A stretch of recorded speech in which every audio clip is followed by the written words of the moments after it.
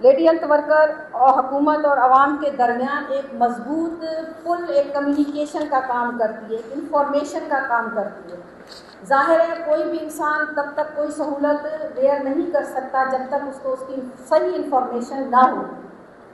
ہم یہ بھی یاد دلانا چاہتے ہیں کہ گزشتہ سال سندھ حکومت نے ہمارے دھرنے کے دوران تحریری یقین دہانی کروائی تھی، جو کہ میں نے پریس ریلیز کے ساتھ آپ لوگوں کو اویلیبل کر دی ہے، آپ کو دے دی ہے، کہ اس میں ہمیں باقاعدہ باور کروایا گیا تھا کہ آپ کے پروگرام کے بجٹ کو، پروگرام کو کوئی نقصان نہیں دیا جائے گا۔ لیکن افسوس کہ اس یقین دہانی کے برعکس بجٹ میں بڑی کٹوتی کر دی گئی۔ ہم سمجھتے ہیں کہ سرکاری معاہدوں اور وعدوں کی پاسداری کسی بھی جمہوری حکومت کی ذمہ داری ہوتی ہے۔ ہم کسی بھی عوامی یا فلاحی منصوبے کے خلاف نہیں ہیں، نہ کسی نظام کے خلاف ہے، لیکن کسی نئے ماڈل یا کسی نئے منصوبے یا کسی نئی کمپنی کو جو ہے وہ کامیاب کرنے کے لیے ایک قومی پروگرام کی، لیڈی ہیلتھ ورکر پروگرام کی، اس پیپلز پارٹی کی شہید رانی کے ویژن کی قربانی جو ہے وہ کرنا کیا ضروری ہے، مگر یہ ہمیں ہرگز قبول نہیں ہے۔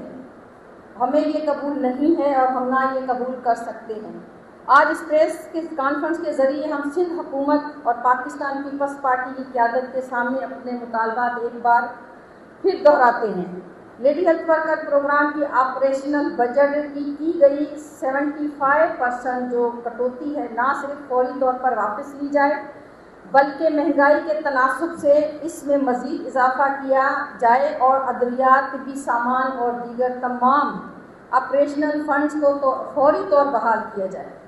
اور دوسرا، لیڈی ہیلتھ ورکر پروگرام کا جو تاریخی شناخت تھی، نام اور بنیادی ڈھانچے کو مکمل قانونی تحفظ دیا جائے اور کسی بھی قسم کی ایسی تبدیلی نہ کی جائے جو کہ قیادت کے ساتھ باقاعدہ منظم اور بامعنی مشاورت کو لازمی بنایا جائے، فوری قسم کی تبدیلی نہ کی جائے۔ اور اس پروگرام کا جو اصل آرگنوگرام تھا جو 1994 میں تھا وہ بہت پرفیکٹ تھا۔ اس میں یہ فائدہ تھا کہ عوام کو بھی دروازے پہ سہولتیں ملتی اور اسٹاف کو بھی ترقی کی، پروموشن کی، اپ گریڈیشن کی، گریڈ کی سہولتیں تھیں، جو کہ اس نظام یہ آرگنوگرام 2020 میں جب سے چینج ہوا ہے تو ہماری نہ کوئی اپ گریڈیشن ہے، نہ کوئی ہماری پروموشن ہے، نہ کوئی ہماری اپائنٹمنٹ ہے۔ اس کے علاوہ ٹیکنیکل 19 پوسٹیں ختم کر دی گئی اور نان ٹیکنیکل 11 پوسٹیں جو ہیں وہ کریٹ کی گئی، اور اس پہ جو ہے بڑے بڑے لوگوں کے جو بیٹے ہیں، ڈاکٹرز ہیں، وہ لا کے بٹھا دیے گئے۔ کیا کوئی ادارہ جو ہے وہ نان ٹیکنیکل کے بغیر ٹیکنیکل کے بغیر چل سکتا ہے؟ نہیں چل سکتا۔ انہوں نے ہمارے پروگرام کو مسلسل اس طرح ڈیمیج کرتے رہے ہیں اندرونی طریقوں سے، اندرونی طور پہ، کہ آج بھی یہ کہتے ہیں کہ لیڈی ہیلتھ ورکر کیا کرتی ہے۔ لوگ یہ سمجھتے لیڈی ہیلتھ ورکر نہیں کام کرتی۔ میں آپ کو یہ واضح کرنا چاہتی ہوں کہ ہر جگہ لیڈی ہیلتھ ورکر موجود نہیں ہے۔ اب 84% ایریا میں لیڈی ہیلتھ ورکر ہے۔ اگر 4 گلیاں ہیں تو اگر چوتھی گلی میں لیڈی ہیلتھ ورکر رہتی ہے تو وہ 2 گلیوں کی ذمہ دار ہوگی 1000 پاپولیشن کی، وہ باقی 1-2 گلیوں کی ذمہ دار نہیں ہوگی۔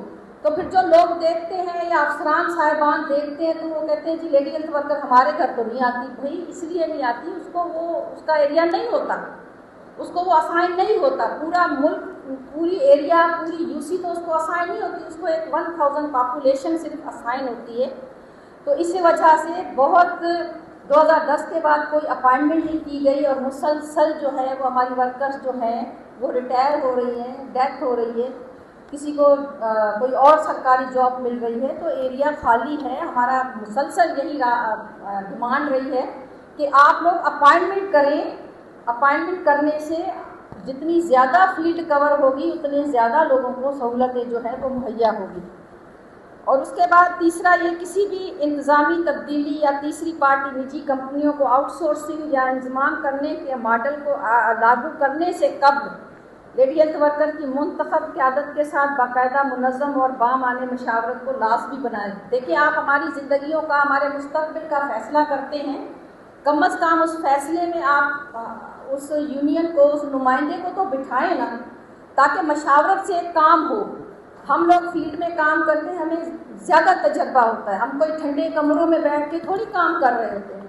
ہم طوفان آئے، آندھی آئے، بارش آئے، گندا پانی ہو، اس سے گزر کے جاتے ہیں، نالے پھٹے ہوئے ہوتے ہیں، پہاڑوں پہ جاتے ہیں، صحراؤں میں جاتے ہیں، کشتیوں سے جا کے دوسری ایریا میں کشتیوں پہ چڑھ کے جاتے ہیں، ڈاکوؤں کے ایریا میں جاتے ہیں.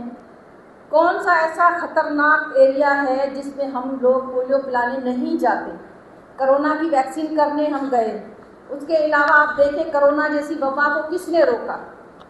جب لیڈی ہیلتھ ورکر یہ فورس جب اتری میدان میں اور گھر گھر جا کے انہوں نے اپنی جان ہتھیلی پہ رکھ کے، اور یقین کریں گورنمنٹ کی طرف سے ہمیں کوئی سہولت نہیں مہیا کی گئی تھی، نہ کوئی ہمیں ماسک، نہ گلوز، نہ کوئی سینیٹائزر. جب یہ ویکسین کر دی اس کے بعد پھر جب بہت زیادہ 2-4 لڑکیاں ہماری کرونا میں ڈیتھ کر گئی، تب جا کے انہوں نے پھر یہ بھی چیدہ سہولت ہمیں ماسک کی صرف دے دی. اس کے تو اگر ہمارے مستقبل کا فیصلہ کیا جائے، کسی بھی ادارے کا مستقبل کا فیصلہ کیا جائے، کسی بھی بندے کے لیے فیصلہ کیا جائے، تو ضرور اس کی مشاورت اس میں شامل ہونی چاہیے، نہ کہ ٹھنڈے کمروں میں بیٹھ کے آپ بس مافیا کو سپورٹ کریں. اب یہ کمپنیاں، مجھے یہ بتائیں، یہ جو پرائیویٹائزیشن کو ہماری گورنمنٹس جو ہیں وہ بڑا لائک کر رہی ہیں، آج تک جو بھی پرائیویٹ ادارے کیے گئے ہیں، آپ کے الیکٹرک ہی دیکھ لیں تو کہ الیکٹرک کے پرائیویٹ ہونے سے مافیا کے علاوہ عوام کو تو سہولت نہیں ملی. کہاں ہے بجلی؟ اور اوپر سے اربوں خربوں روپے آپ ان کو جو ہے سالانہ پے کر رہے ہیں. تو کوئی پوچھنے والا نہیں ہے، کوئی سننے والا نہیں ہے، کوئی کہنے والا نہیں، کوئی سوچنے والا نہیں ہے. تو اس پہ دکھ ہوتا ہے. اس پہ ضرور کچھ نہ کچھ ہم لوگ تو لاہے عمل اپنا تیار ضرور کریں گے کہ ہماری زندگی کا اگر فیصلہ کیا گیا ہے تو اس کو واپس لیا جائے. ہمارا 75% بجٹ جو ہے وہ ہمیں واپس کیا جائے. ہم اس پلیٹ فارم سے سندھ حکومت کو واضح پیغام دے رہے ہیں کہ عنقریب ہم سندھ بھر کے تمام اضلاع میں احتجاجی مظاہرے منعقد کریں گے. اس کے علاوہ ہم اپنے آئینی و قانونی حقوق کے تحفظ کے لیے ہر قانونی قدم اٹھائیں گے، بشمول سپریم کورٹ آف پاکستان سے رجوع کرنے کا حق ہم بھی استعمال کریں گے. اور انشاءاللہ ہم جو احتجاج کریں گے، اگر اس میں کوئی نقصان ہوتا ہے، چاہے ہمارا چاہے گورنمنٹ کا، اس کی ذمہ دار ریاست ہوگی، ہم نہیں ہوں گے. کیوں کہ ہم مسلسل 1 سال سے ان سے میٹنگز کر رہے ہیں، ان کو ریٹرن میں دے رہے ہیں، مگر ان کے کانوں پہ جوں نہیں رینگ رہی. بہرحال آخر میں آپ سب کی بہت شکر گزار ہوں. ہمیشہ آپ لوگوں نے ہمارا ساتھ دیا ہے، اور اس امید سے کہ ہماری آواز آپ بلاول بھٹو صاحب تک پہنچائیں گے، آصفہ بھٹو تک پہنچائیں گے، اور ہمیں ان میں امید ہے. اور میڈم عذرا نے ان کو کہا تھا کہ جو 3000 لڑکیاں ہیں جن کو اپائنٹ کرنا ہے، آپ وہ بجٹ اس کو دیں، مگر پورے کا پورا بجٹ جو ہے وہ اس کمپنی کو دے دیا گیا. تو انشاءاللہ ہم اگلے ہفتے کراچی کے ایسے حصے میں دھرنا لگائیں گے کہ ظاہر ہے پھر حکومت ہمیں پریشان کرتی ہے، ہماری نیندیں اڑائی ہیں، تو ہم بھی کچھ کرنا چاہتے ہیں ہمارے اپنے مستقبل کے لیے.